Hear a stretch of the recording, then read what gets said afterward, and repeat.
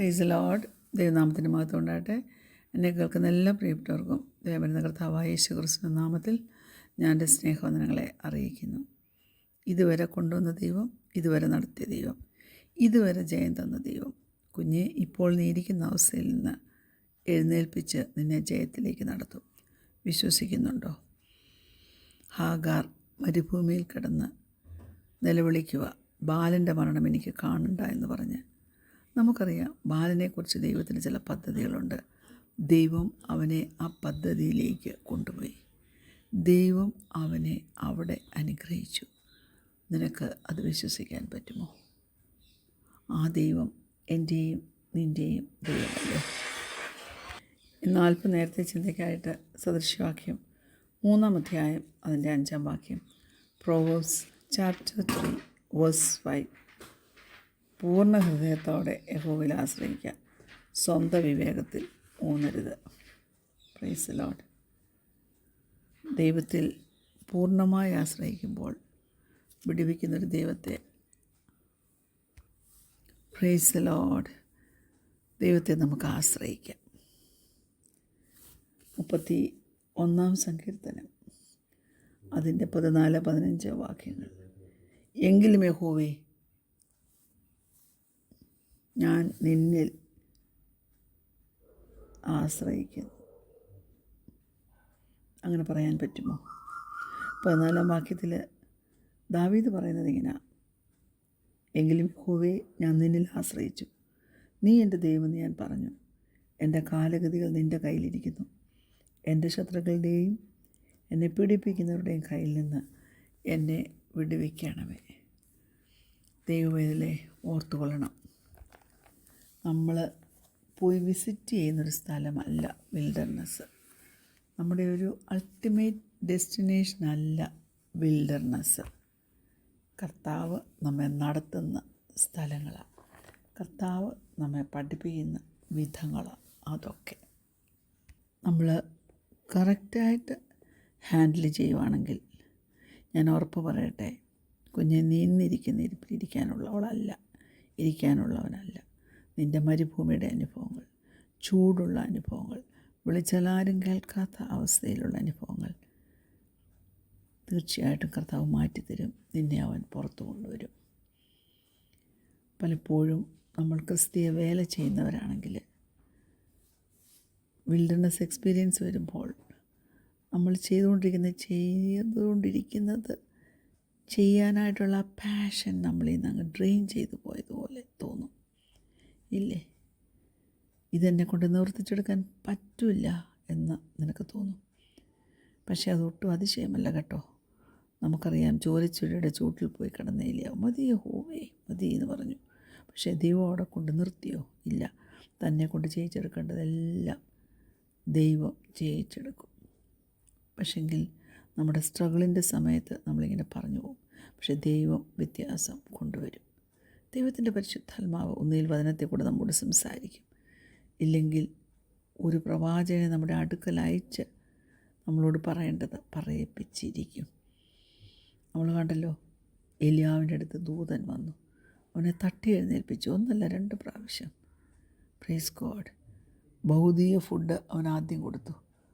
അതിനുശേഷമാണ് അവനെ ദൈവം അവിടെ നിന്ന് എഴുന്നേൽപ്പിച്ച് വിട്ടത്.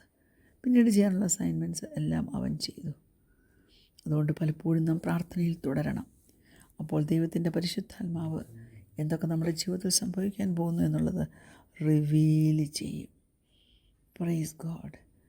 നമ്മെക്കൊണ്ട് ഇനി ജയിക്കാനുള്ള കാര്യങ്ങളാണ് പലപ്പോഴും പറയുന്നത്. അപ്പോൾ മാത്രമേ നമ്മുടെ എനർജി ബൂസ്റ്റപ്പ് ചെയ്തുള്ളൂ, നമ്മുടെ അകത്തെ മനുഷ്യൻ ബലപ്പെടുത്തുള്ളൂ. ഏലിയാവിനോട് പറഞ്ഞു, നിനക്ക് പിൻഗാമിയായിട്ട് നിനക്ക് എലീശായെ അഭിഷേകം ചെയ്യാനുണ്ട്. ഹസായേലിനെ അരാമിന് രാജാവായിട്ട് അഭിഷേകം ചെയ്യാനുണ്ട്. നിംശിയുടെ മകൻ യേഹൂവിനെ ഇസ്രായേലിന് രാജാവായിട്ട് അഭിഷേകം ചെയ്യാനുണ്ട്. ഇതൊക്കെയും ചെയ്യാൻ പറ്റത്തില്ല, മരിച്ചാൽ മതി എന്ന് പറഞ്ഞ് കിടന്ന വ്യക്തിയെ കൊണ്ട് ദൈവം വലിയ ടാസ്കുകൾ ചെയ്യിപ്പിച്ചെങ്കിൽ, ഈ ഡിവോഷണൽ സ്റ്റഡി അറ്റൻഡ് ചെയ്യുന്ന കേൾക്കുന്ന എൻ്റെ പ്രിയ ദൈവപൈതലേ, നിനക്കവൻ ആരോഗ്യം തരും, നിനക്കവൻ ബലം തരും. നിൻ്റെ കാലുകളെ അവൻ ബലപ്പെടുത്തും, നിൻ്റെ കൈകളെ അവൻ ബലപ്പെടുത്തും. നീ ഇങ്ങനെ കിടക്കുവാനുള്ളവളല്ല. നീ എഴുന്നേൽക്ക്, ചെയ്യാനുള്ളതൊക്കെ നിന്നെ കൊണ്ട് അവൻ ചെയ്യിപ്പിച്ച് എടുക്കും. Praise God. ദൈവം പറയുന്നത് ദൈവം ചെയ്ത് തരിക തന്നെ ചെയ്യും. അവൻ ബോഷ്കിൻ്റെ ദൈവമല്ല. തന്നെയുമല്ല, ദൈവം പറഞ്ഞത് നമ്മുടെ ജീവിതത്തിൽ ചെയ്ത് കിട്ടാൻ വേണ്ടി നാം ഒരു വിധത്തിലും ദൈവത്തിനെ ബുദ്ധി ഉപദേശിക്കുകയും ദൈവത്തിനെ സഹായിക്കുകയും ചെയ്യേണ്ട. അവൻ താനായി തന്നെ ഇറങ്ങി വന്ന് നമ്മെ സഹായിക്കും. നമ്മുടെ ഡ്രീംസ് ദൈവം അക്കംപ്ലിഷ് ചെയ്യും. ഞാൻ എൻ്റെ പേഴ്സണൽ അനുഭവത്തിൽ നിന്നുകൊണ്ടാണ് നിങ്ങളോട് പറയുന്നത്. പക്ഷേ അത് നെക്സ്റ്റ് ഡേ സംഭവിക്കണമെന്നില്ല, നെക്സ്റ്റ് വീക്ക് സംഭവിക്കണമെന്നില്ല. ചിലപ്പോൾ മാസങ്ങൾ കഴിഞ്ഞിട്ടായിരിക്കാം സംഭവിക്കുന്നത്. പക്ഷെങ്കിൽ ദൈവം നമ്മോട് പറഞ്ഞിട്ടുള്ളത്, നമ്മുടെ ഉള്ളിൽ ഉറപ്പ് തന്നിട്ടുള്ള കാര്യം ഇടയ്ക്കിടയ്ക്ക് അവൻ ഓർപ്പിച്ച് ഉണർത്തിക്കൊണ്ടിരിക്കും. Praise God. ദൈവത്തെ സെർവ് ചെയ്യാൻ ഇറങ്ങിയ ദൈവ പൈതലേ, നീ ധൈര്യത്തോടെ ഇരിക്കുക. മാസങ്ങൾ കഴിഞ്ഞാലും നിൻ്റെ ഡെസേർട്ട് എക്സ്പീരിയൻസ് എത്ര ഇൻറ്റൻസ് ആയാലും നീ ഭാരപ്പെട്ടു പോകരുത്. കുറച്ച് ദിവസം മാത്രം മുമ്പിലുള്ളൂ ഇനി നിനക്ക് തോന്നുമ്പോൾ ആയിരിക്കും നിനക്ക് ദൈവം ഒരു ഇൻവിറ്റേഷൻ തരുന്നത്, നിനക്ക് ദൈവം തൻ്റെ വിളി കേൾപ്പിക്കുന്നത്. 138 സങ്കീർത്തനം അതിൻ്റെ 8 വാക്യം ഇങ്ങനെ പറയുന്നു. Psalm 138 verse 8. യഹോവ എനിക്ക് വേണ്ടി സമാപ്തി വരുത്തും. യഹോവേ, നിൻ്റെ ദയ എന്നേക്കുമുള്ളത്. തൃക്കായലിൻ്റെ പ്രവൃത്തിയെ ഉപേക്ഷിക്കരുതേ. ദൈവം നമ്മെ ഉപേക്ഷിക്കത്തില്ല. ദൈവം തീർച്ചയായിട്ടും പറഞ്ഞതുപോലെ തന്നെ ചെയ്യും. ഒരു സമർപ്പണ ബോധത്തോടെ ഇരിക്കാനായിട്ട് പറ്റുമോ? ആത്മാവിൻ്റെ ഫലങ്ങൾ നമ്മൾ കുറഞ്ഞു പോകാനിടരുത്. നമ്മുടെ വെയിറ്റിംഗ് ടൈം ഓർത്തുകൊള്ളണം, അതൊരു ഫൈറ്റിംഗ് ടൈമാണ്. ശത്രുവിനോട് എതിർത്ത് നിൽപ്പീൻ, എന്നാൽ അവൻ നിങ്ങളെ വിട്ട് ഓടിപ്പോകുമെന്നാണ് പറയുന്നത്. നമ്മൾ ആഗ്രഹിച്ച തുറമുഖത്ത് അവൻ നമ്മെ കൊണ്ടെത്തിക്കും. നമ്മുടെ ഡെസ്പേർട്ട് എക്സ്പീരിയൻസിൽ നാം പഠിച്ചതൊക്കെ നമ്മുടെ ജീവിതത്തിൽ അനേകർക്ക് പറഞ്ഞു കൊടുക്കുവാൻ തക്കവണ്ണമുള്ള വലിയ നിധി പോലെ നമ്മുടെ കയ്യിൽ പിന്നീട് നമുക്ക് സൂക്ഷിക്കാനായിട്ട് പറ്റും. ദൈവത്തിൻ്റെ ടൈമിങ്ങിന് വേണ്ടി കാത്തിരിക്കാമോ? നമ്മുടെ ലൈഫിലെ കോളിങ് അത് നാം മനസ്സിലാക്കണം, ആഴത്തിൽ അത് മനസ്സിലാക്കണം. എന്നാൽ ദൈവം കടത്തിവിടുന്ന എല്ലാ പ്രോസസ്സിലും ദൈവത്തോട് നന്ദിയുള്ളവരായിരിക്കാൻ നമുക്ക് കഴിയണം. നീ തന്നെ നിന്നെ നിരാശപ്പെടുത്താൻ വരുന്ന പിശാചിനോട് പറയണം, ഡെവിൾ, പ്രൊമോഷൻ ഈസ് കമ്മിങ്. അവൻ കേൾക്കട്ടെ.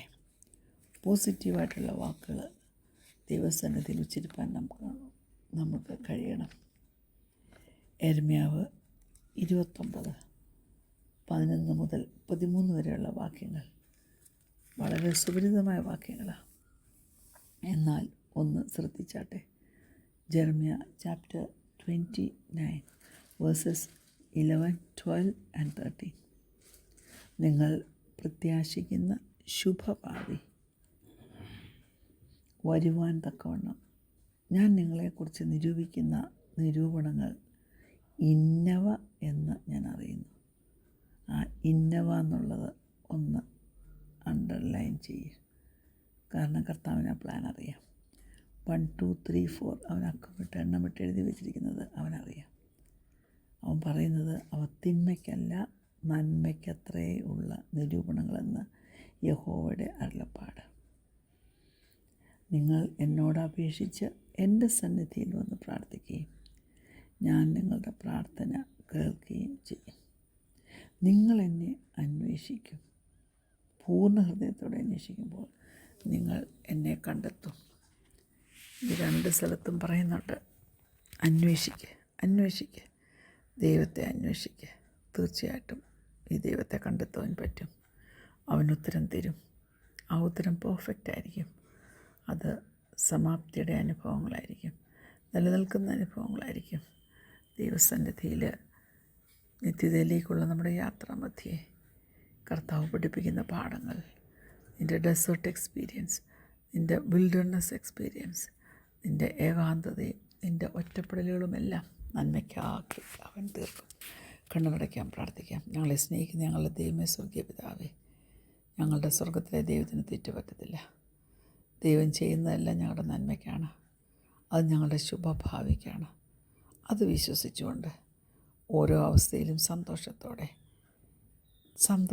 വാഗ്ദത്തങ്ങൾ ഉറച്ച് വിശ്വസിച്ച് മുന്നോട്ട് പോകാൻ കൊണ്ട് ഞങ്ങളെ സഹായിക്കണം. പ്രാർത്ഥന ഘടനയിൽ സ്തോത്രം. യേശുവിൻ്റെ നാമത്തിൽ തന്നെ amen. Praise the lord. God bless U.